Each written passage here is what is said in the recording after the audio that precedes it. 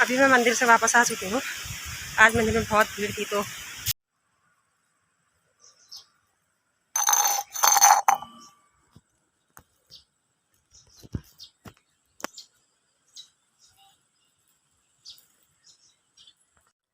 श्री भद्रेश्वर विजय थे। जय माँ कालसला, जय बाबा तुंगनाथ। तो कैसे हैं आप सब लोग? आशा करती हूँ आप सभी लोग स्वस्थ होंगे, मस्त होंगे, व्यस्त होंगे और खुश होंगे। खुश रहिए क्योंकि अपने आप को खुश रखना सबसे बड़ी जिम्मेदारी है।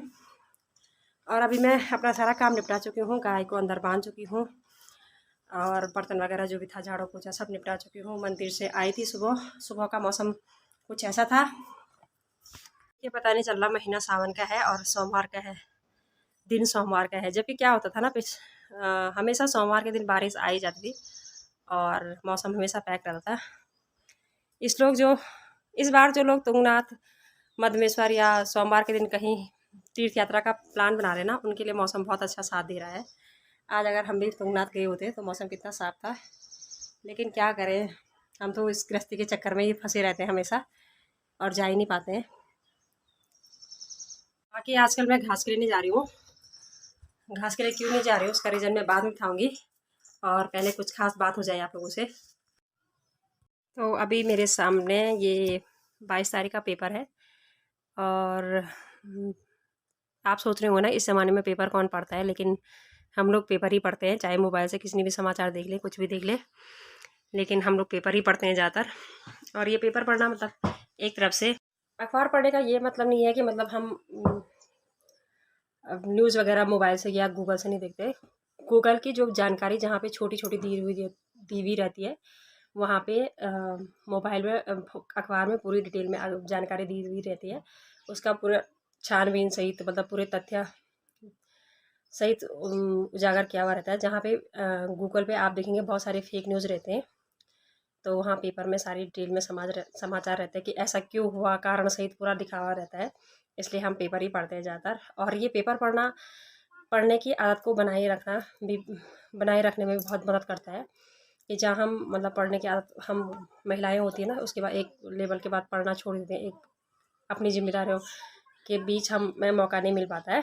लेकिन अगर आप लोग पेपर पढ़ते हैं तो आदत बनी हुई रहती है। और मैं घास के लिए क्यों नहीं जा रही, मेरी उंगलियां देखो, ये उंगलियां जली हुई है।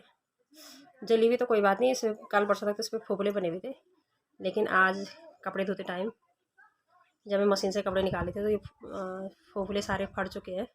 अभी मैंने इनमें भयंकर दर्द हो रहा है, बहुत ज़्यादा तेज़ जलन हो रही है। तो मैंने सोचा कहीं चोट वगैरह लग जाए, तो इसलिए मैं घास के लिए नहीं गई। बाकी आज मैं आप लोगों को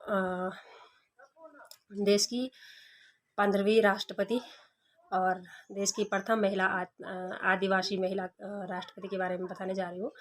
तो आप वीडियो के अंत तक बने रहिए और एंजॉय कीजिए वीडियो को और देखते रहिए वीडियो।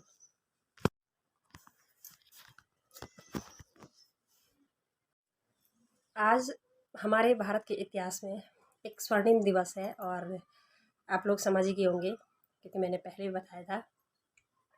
और स्वर्णिम दिवस सच्चे मायनों में जिसे कहते हैं ना आज़ादी, तो आज़ादी आज उन सारे पुराने ख्यालों से, उस रूढ़िवादी ख्यालों से मिल रही है, जहाँ पे लोग आरक्षण का रोना रोते हैं। और एक महिला होने के साथ साथ आदिवासी भी हैं और उन्हें एक इतिहास रचा है। अपने व्यक्तिगत जीवन की परिस्थितियों को, व्यक्तिगत जीवन की जो तमाम परेशानियां हैं, उन परेशानियों को पीछे छोड़ते हुए आज देश की प्रथम नागरिक बनने जा रही है। तो ये उनके लिए नहीं, हमारे लिए भी एक गर्व का विषय है और हम महिलाओं के लिए भी एक बहुत बड़े सौभाग्य की बात है कि कोई महिला आदिवासी वहाँ पे जा रही है। वैसे तो पहले महिला राष्ट्रपति जो हमारे देश की थी वो प्रतिभा देवी सिंह पाटिल बन चुकी हैं, लेकिन फिर भी ये आदिवासी महिला है और एक गरीब परिवार से ताल्लुकात रखती है, जहाँ हम अपने तमाम परेशानियों का रोना रोते हैं कि भाई ये हो गया, वो हो गया, छोटी छोटी बातों को। तो इनकी भी कुछ व्यक्तिगत परेशानियाँ थी। इन्होंने अपने पति की मृत्यु के बाद, बच्चों की मृत्यु के बाद, जहाँ पे एक माँ के लिए रोना ही एक माँ के लिए बहुत बड़ी विषम परिस्थितियाँ बन जाती है, लेकिन फिर भी इन्होंने तमाम परिस्थितियों को पीछे छोड़ते हुए और अपना जीवन सचमुच देश के लिए, देश की सेवा में काम किया है। पहले ये एक लिपिक के पद पे, जिसको हम क्लरिकल का पद भी बोलते हैं, लिपिक के पद पे कार्यरत रही। उसके बाद इन्होंने अपने शिक्षिका के रूप में, अपने एक टीचर के रूप में अपनी भूमिका निभाई है। उसके बाद तमाम राजनीतिक गतिविधियों में अपनी भूमिका निभाई है। वो सब लोग आप जानते ही हैं और पढ़ भी रहे होंगे, मोबाइल टीवी में देख भी रहे होंगे। नगर निगम के पार्षद वगैरह जो भी होते हैं, सांसद रह चुके हैं और अभी आगे भी इनकी राजनीतिक जीवन की शुरुआत हो ही रही है। मतलब नई नई शुरुआतें ये करते रहते हैं और एक आईना समाज को दिखाएंगे, जो एक नया मील का पत्थर साबित होंगे। तो आगे बात करते हैं इस वीडियो पे। भारत एक स्वर्णिम युग की ओर बढ़ रहा है। ऐसे ही फिर से लग रहा है कि भारत को दोबारा सोने की चिड़िया कहा जाएगा। तो क्योंकि जिस हिसाब से तमाम जगहों पे महिलाएं अपना कीर्तिमान स्थापित कर रही हैं, ये आज से ही नहीं, ये वर्षों से चला आ रहा है। क्योंकि भारत देश में, हमारे देश में महिलाओं की पूजा होती रही है और होती आ रही है। आप तमाम जगहों पे दे सकते हैं, मंदिरों में भी।